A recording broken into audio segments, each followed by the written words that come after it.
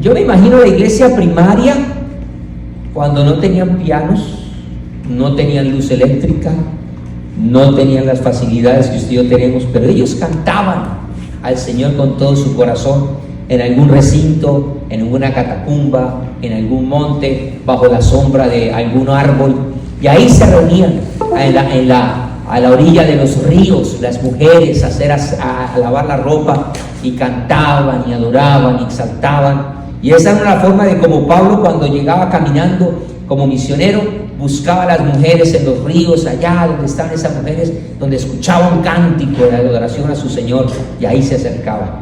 Así que tenemos muchos privilegios. Yo tengo una invitada muy especial, y es esta Biblia. Esta Biblia me la regaló mi madre en el año de 1998, cuando salimos a Bogotá a fundar la primera iglesia. Yo quería esta Biblia, en Colombia es costosísima y casi no se consigue, la Biblia del ministro. Y le dije a ella, madre, hay una Biblia, ¿qué tal? Y ella, como siempre, estuvo buscando, ¡pum! Ya llegó y la traje aquí. Usted la ve viejita, rayadita, está con un poco de cosas, porque yo le aprendí a un norteamericano. Un hombre, un misionero norteamericano me enseñó, Daniel, una Biblia limpia es un cristiano sucio, una Biblia sucia es un cristiano limpio. Y yo voy a aprovechar hoy la palabra de Dios. ¿Cuántos han venido a recibir palabra de Dios? Hoy va a estar con nosotros nuestro pastor David, y a mí me alegra mucho verlo cada día mejor, más recuperadito, y hoy vamos a aprovechar la palabra del Señor. Así que recibamos en esta mañana a nuestro pastor David. Estamos ansiosos de recibir lo que el Señor ha puesto en su corazón para bendecirnos a nosotros. Es un día después del Domingo de Ramos, un domingo después del Domingo de Ramos, o no de Ramos, sino de la resurrección. Y quisiera compartir algo que es que tiene que ver con el poder de Dios, porque en verdad cuando uno busca la esencia del cristianismo, depende del poder de Dios. Las personas, como mencionó el pastor,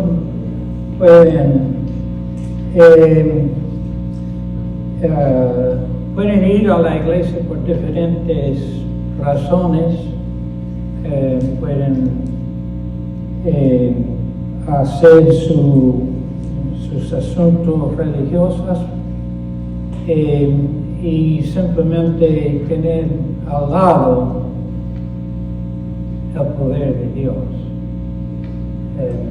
Esto pasaba con los judíos en el tiempo de Jesucristo. Dios les había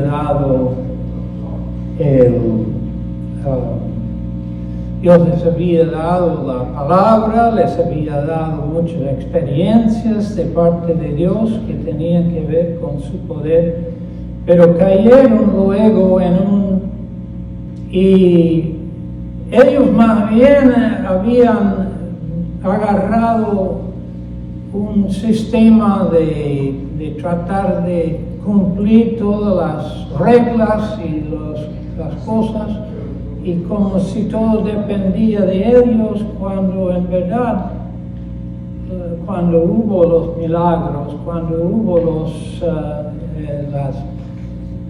las cosas en Egipto, cuando fue juicio sobre Egipto, eran experiencias que tenían que ver con el poder de Dios. Y quisiera leer una porción aquí que es en 1 Corintios 4:20, que dice: porque el reino de Dios no consiste en palabras, sino en poder.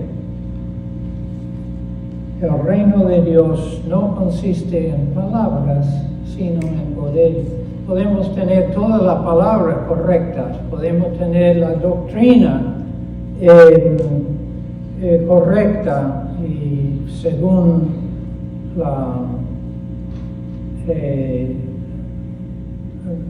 todo lo que podíamos esperar en cuanto a esto, pero es el poder de Dios que verdaderamente señala una verdadera obra de Dios.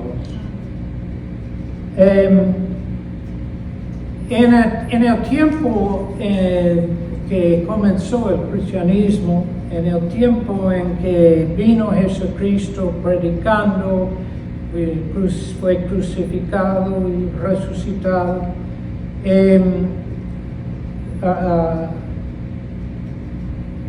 había un énfasis en la retórica entre la sociedad del primer siglo.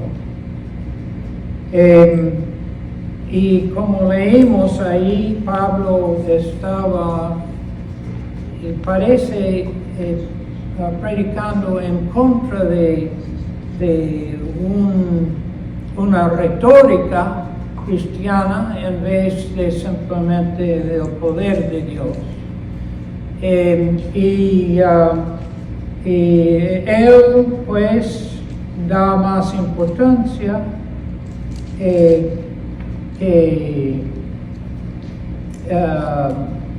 al poder de Dios, sino de las palabras y la retórica. Y en todo este pasaje del 1 de Corintios, Pablo habla de que estas cosas estas cosas que son la retórica y las buenas y bonitas palabras y cosas así, no valen frente a lo que es el poder de Dios.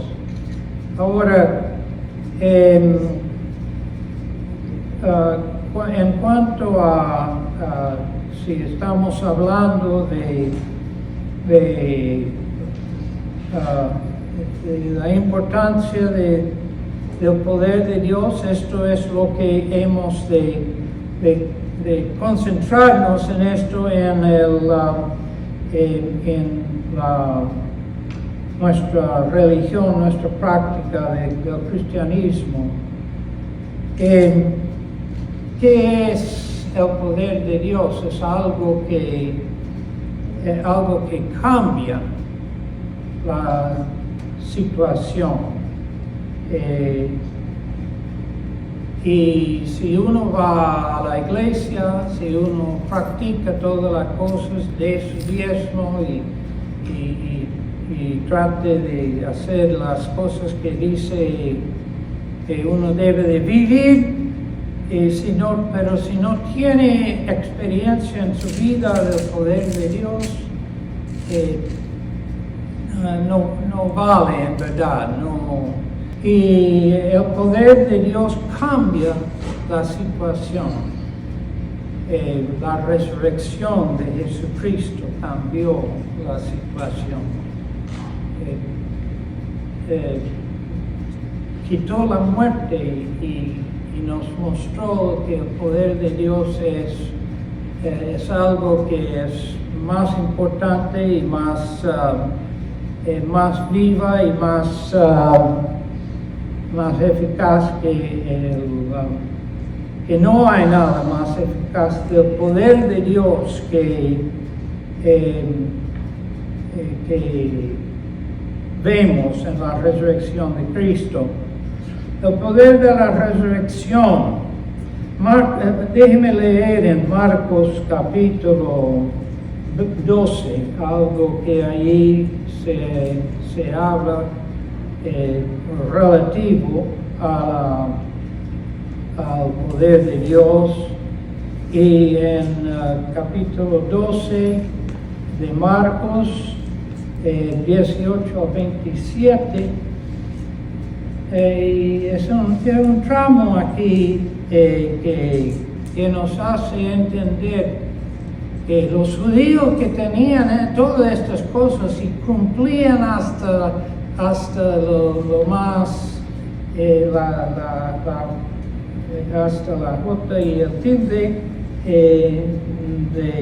de la ley, no entendían y no experimentaban lo que hay en Dios para que fuera una verdadera experiencia de Él.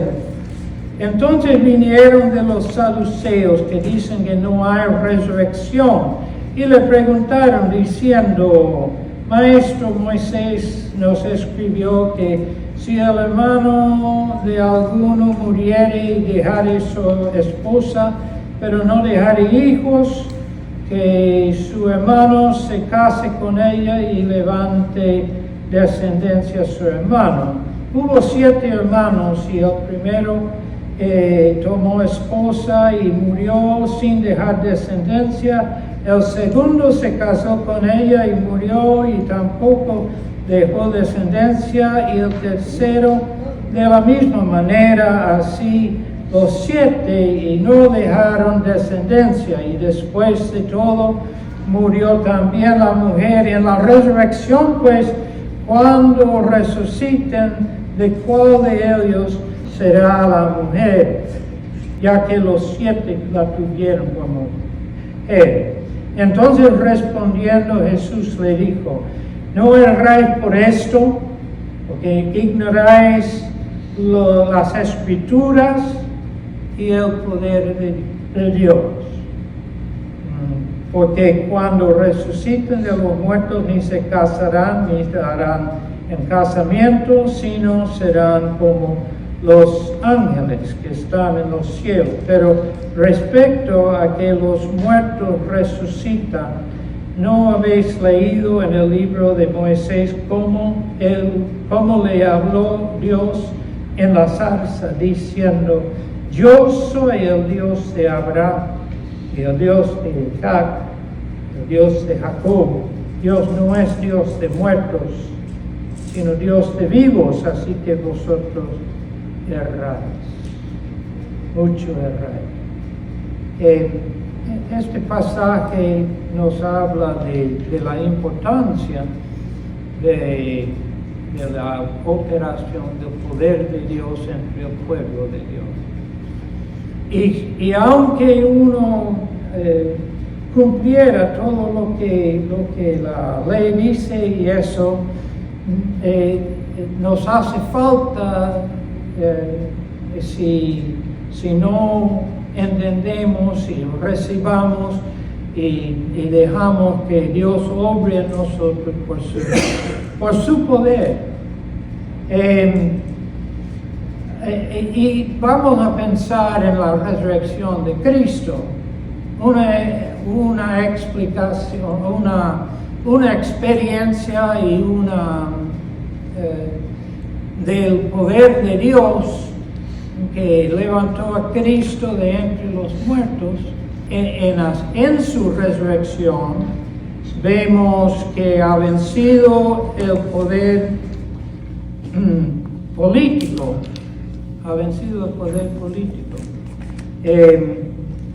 Ellos, lo que era el poder político en este tiempo eran los romanos, y reinaban sobre los israelitas en una manera muy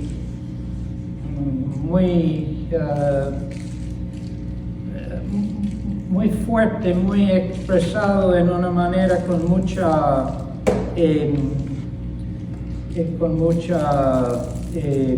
violencia y mucha expresión de su poder político. La crucifixión era una cosa que no se podía practicar sobre una persona que fuera ciudadano romano. Ellos podrían ser muertos o podrían ser hechos su ejecución en diferentes maneras. Algunos fueron cortados la cabeza. Pablo me parece que la tradición nos dice que él le fue cortado la cabeza, pero como Pablo era un ciudadano romano, pero Pedro y algunos de los otros discípulos fueron crucificados. Entonces vemos que ellos utilizaban la crucifixión como una cosa que hiciese que todo el mundo temiera el poder político, todo el mundo, nadie quería caer mal para con los romanos, porque ellos sabían que entre los judíos, por ejemplo, y que no eran ciudadanos romanos, esa gente fue crucificada. Era una manera de que lentamente ejecutaran las personas. Y era muy temido. Hubo un caso en que un cierto esclavo hizo un levantamiento y Espartaco, creo que se llamaba, y entonces sus ejércitos fueron luego crucificados cuando habían caído ante los romanos, y dicen que los caminos eran ahí con crucifixiones en todo tramo del camino cerca de Roma, mostrando esto, lo que pasó, una expresión muy viva acerca de que como cualquiera que se levantara contra Roma, eso era como terminaba, ¿no? Y Jesucristo entonces fue siendo crucificado con la acusación de querer ser el rey de los judíos. Ellos lo crucificaron y pensaban de que cuando uno moría crucificado, los que le seguían y eso se esfumaba, no había más esperanza de este movimiento. Estaba leyendo recientemente acerca de un pastor que había hecho un estudio de los movimientos mesiánicos que había cerca del tiempo de Jesucristo, y porque cada tanto surgía alguna cosa de eso, porque había mucha esperanza de la salvación por medio de un Mesías. Y él halló que había muchos movimientos de esta índole y personas que se indicaban como fueran el Mesías, pero al final, cuando fueron vencidos, se esfumó completamente su movimiento y no quedó nada, pero el cristianismo, con un puñado de personas,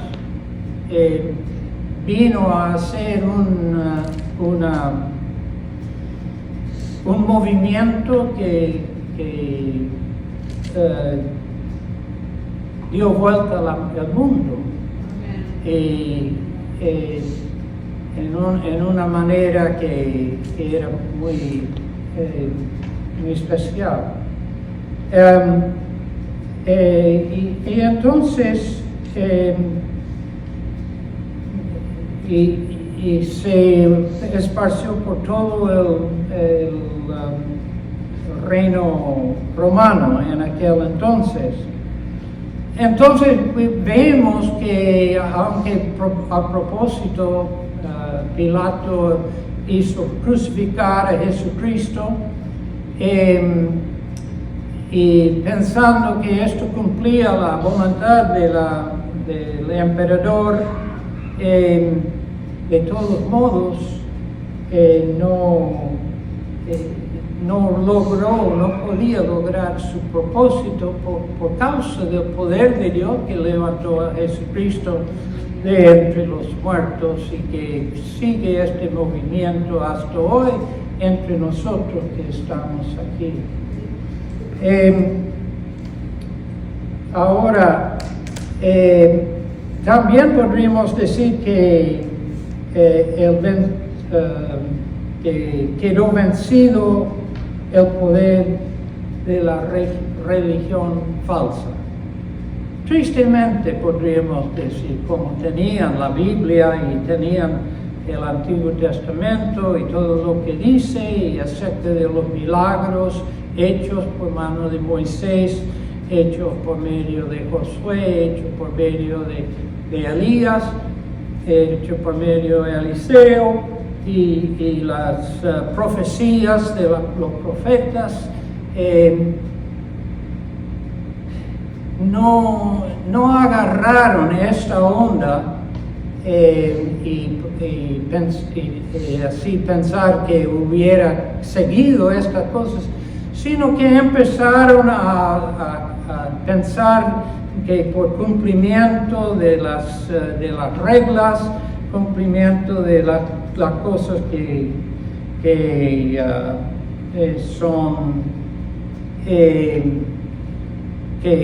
habían sido los milagros que Dios había hecho entre ellos, cuando Jesucristo vino haciendo milagros, le rechazaron.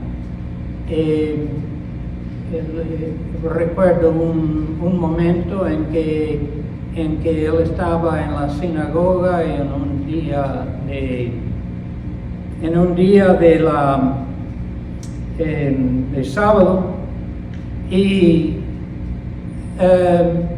los fariseos estaban ahí vigilándolo a ver si hacía algún milagro en el día del sábado para acusarle de ser una persona que no cumplía la ley.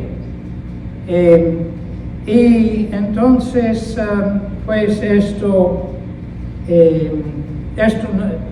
cuando vino la resurrección y cuando Cristo caricatísticamente hacía milagros entre la gente que iba a la sinagoga y que hacía eso buscando a Dios, y los fariseos eran los que manejaban los asuntos de la sinagoga, y ellos le caían arriba porque no cumplía el sábado, sanaba personas en el sábado y cosas por el estilo. Y con el poder de Dios, Cristo pues mostró que Dios estaba con él y que como hemos leído,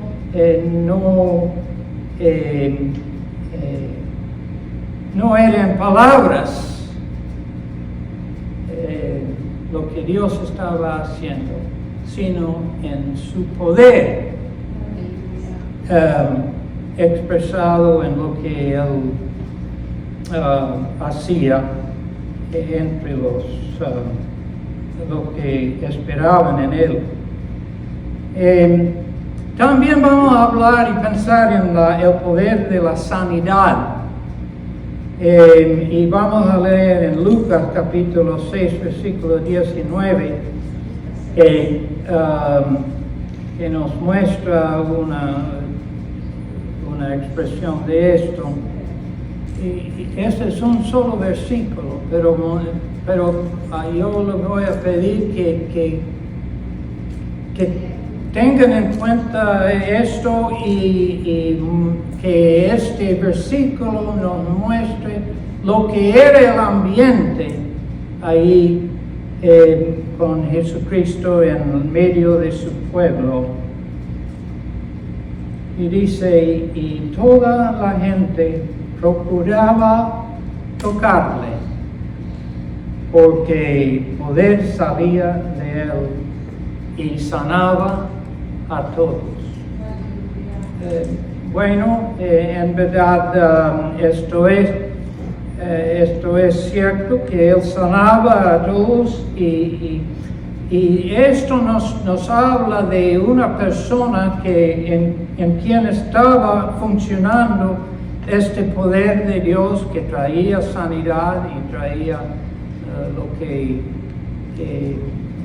lo que la Biblia había dicho acerca del poder de Dios. Y entonces él, estando presente, nos dice que el poder salía de él y sanaba a todos. Ahora,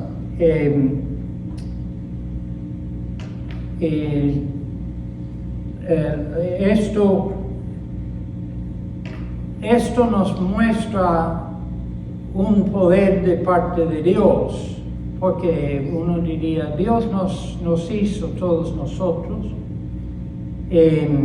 conforme a su plan, y yo creo que Dios hizo nuestros cuerpos para que estuvieran con salud y con bienestar, y eso era su plan y esto era su propósito, pero estas personas que estaban ahí, entonces ellos esperaban en Cristo, porque de parte de Él y por medio de Él la gente se sanaba y todos que querían tocarle, querían estar presente con Él y oír su palabra y tocarle, porque el poder salía de Él y sanaba a todos, nos dice. Podríamos decir que la corrección de lo que estaba trastornado. Las personas, nosotros vamos, tal vez uno come cosas y que uno toma cosas que no son del todo saludables para uno, tal vez por diferentes razones que nosotros ni entendemos. Las personas se enferman por medio de algún espíritu que no es completamente conforme a Dios, pero cuando Cristo estaba presente, el poder salía de Él y tocaba a las personas y les hacía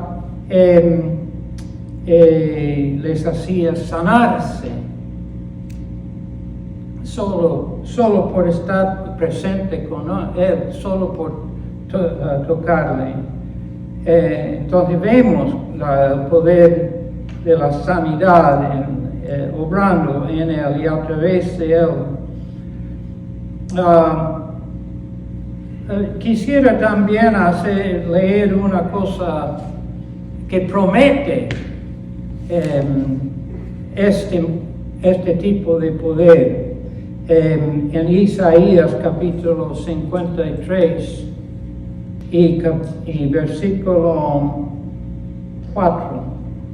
Dice, ciertamente llevó Él nuestras enfermedades y sufrió nuestros dolores. Y nosotros le tuvimos por azotado y por herido de Dios y abatido, mas Él herido fue por nuestras rebeliones, molido por nuestros pecados. El castigo de nuestra paz fue sobre Él y por su llaga fuimos nosotros curados. Qué promesa más linda, ¿verdad? Cosa que nos muestra el sentido del padecimiento de Cristo, el sentido de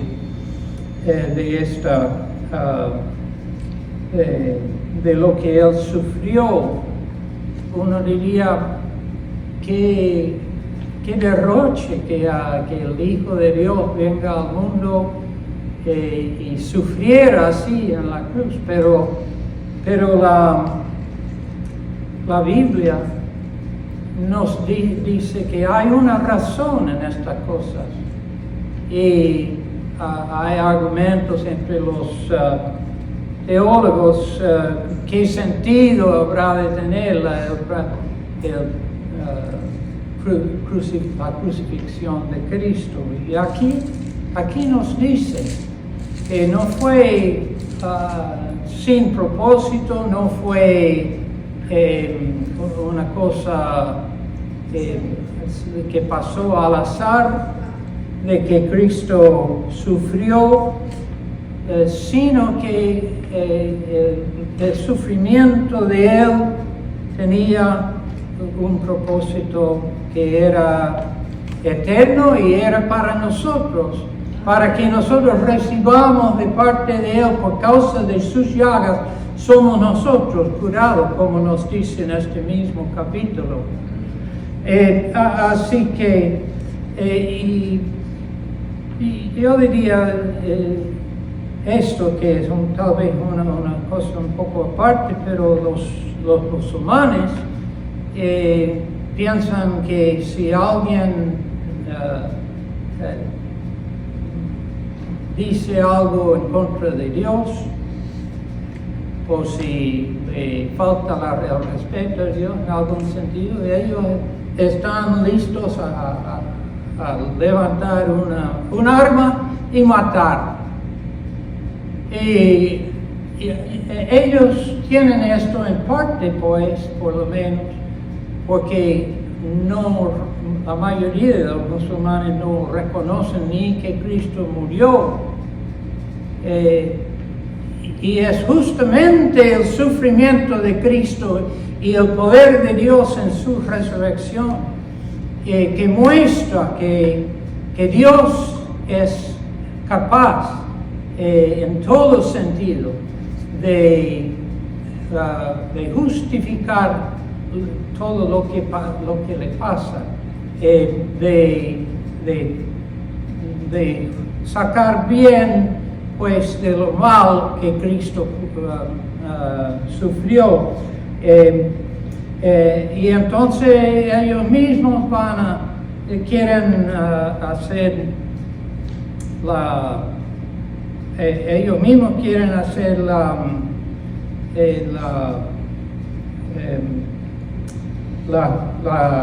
justificar la cosa. Si alguien maldice a Dios, si alguien dice algo en su contra, si alguien dice algo que no está de acuerdo con su religión, lo quieren matar, pensando que ellos mismos tienen que tomar esto y tomar sus armas para justificar a Dios,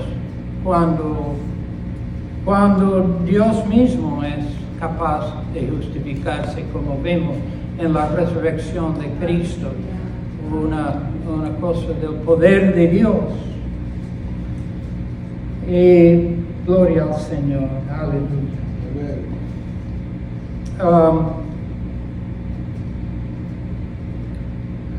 Vamos a también pensar, si estamos hablando del poder de Dios, la resurrección general de todos los muertos.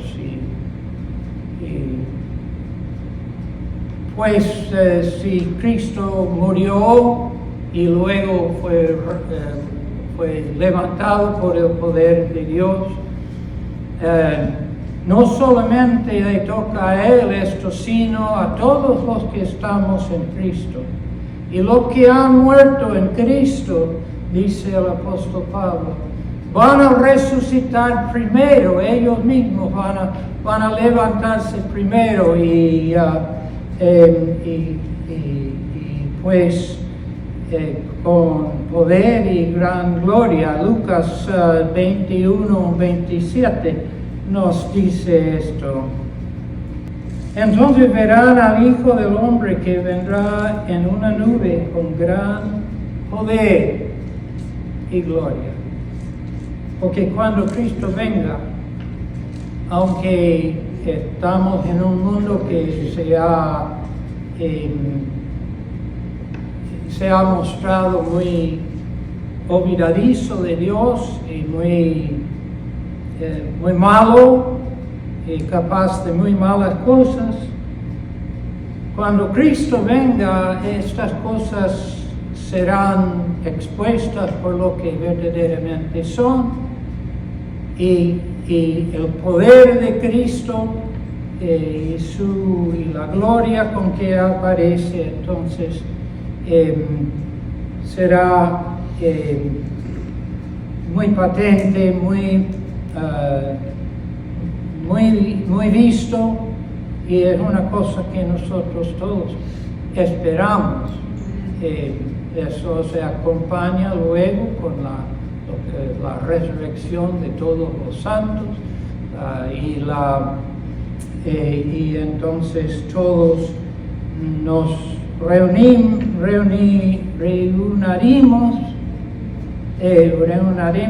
con Cristo. Nos dice que seremos levantados para estar en el aire con el Señor y para siempre estemos presentes con Él por su poder.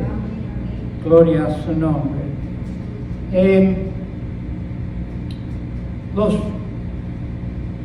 Porque los muertos en Cristo resucitarán primero. Esto más bien en 1 de Tesalonicenses, capítulo 4.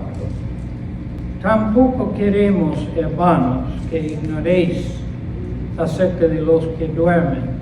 Ahora cada uno de nosotros tenemos a personas que han salido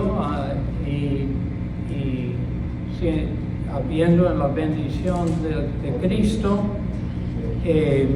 uno tiene esperanza de verle y ser reunido con ellos de nuevo. Y Pablo dice, para que no os entristezcáis como los otros que no tienen esperanza. Y uno va a un funeral donde la persona no es cristiano, y uno ve la gente llorando y la gente doliéndose porque piensan que nunca van a ver a esa persona de nuevo. Pero si nosotros entendemos lo que Pablo nos enseña, lo que la Biblia nos enseña en cuanto a estas cosas, nosotros no habremos de ser sin esperanza. Ignoráis acerca de lo que no.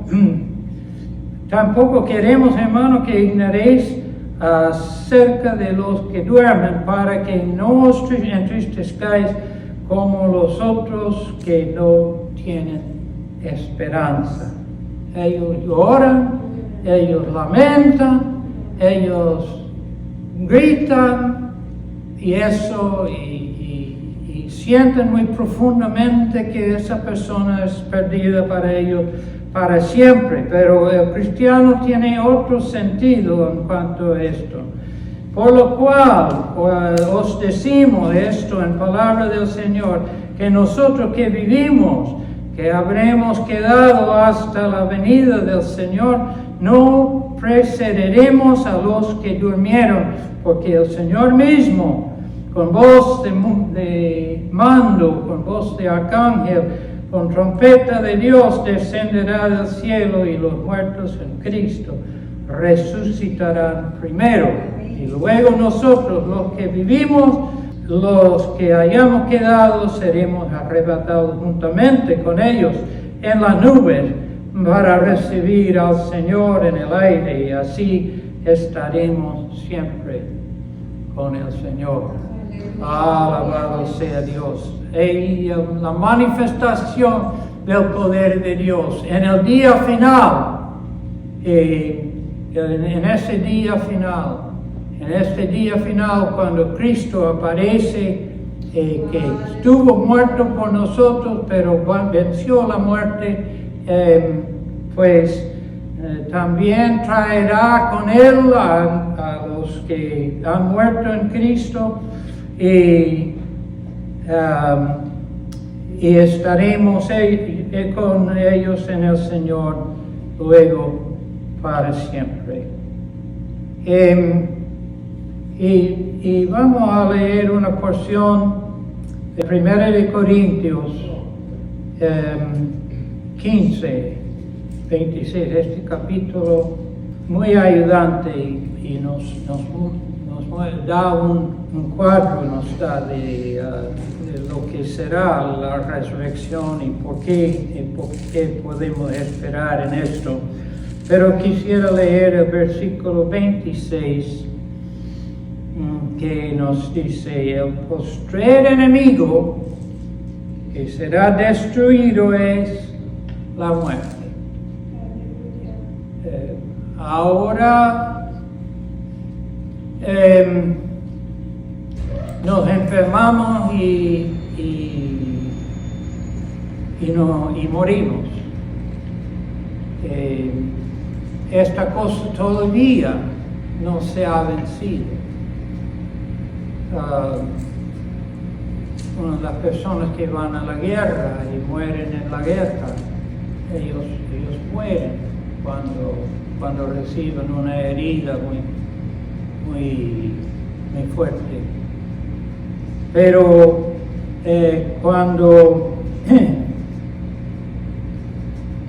así que el postrer enemigo que será destruido es la muerte, pero con la venida de Cristo y nuestra reunión con Él para siempre, tendremos en Él vida eterna. Y la muerte no nos tocará más. No habrá estas cosas de esta separación que aún los discípulos experimentaron luego de que Cristo se fue al cielo con ellos, en presencia de ellos. Él se fue al cielo y